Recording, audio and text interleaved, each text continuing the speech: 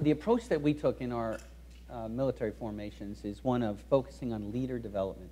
So as a brigade commander, my sergeant major and I, you mentor 2 levels down. So you have brigade, then you have battalions, and then there are companies below the battalions. So brigade commander and sergeant major, we mentored our company commanders and first sergeant. Company commanders and first sergeants have about 130 paratroopers or so. So we spent time with them. We would have basically a monthly basis. We would give a block of instruction. It would follow by a practical exercise.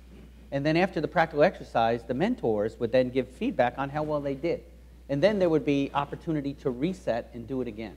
And what we found is over time, the leaders actually grew in competence and confidence. And then when they led their formations, we saw a translation into organizational effectiveness. So what I want to see us do in New York State is spend more time on mentorship and professional development. I want to see, and I don't see a need for the divide again between public and charter schools. I want to see more collaboration.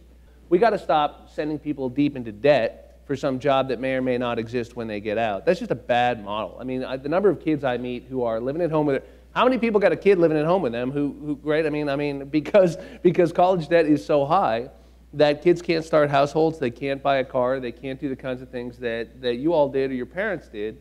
And part of it is that we just need to do what the unions do well and others do well, which is train people for jobs that are there and then let them come back for more skills and more ability as they are earning a living and create a kind of lifelong opportunity to build skills, build credentials, and make more money and get more education. I think the old model is clearly not working, and particularly in communities where there's a real lack of opportunity, where you've had 3 or 4 generations of unemployment.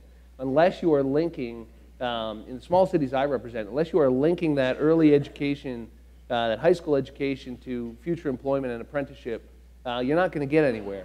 And these models are exciting. There's a reason the governor's expanded them across the state. It started in New York City. I think there's now a dozen across New York State.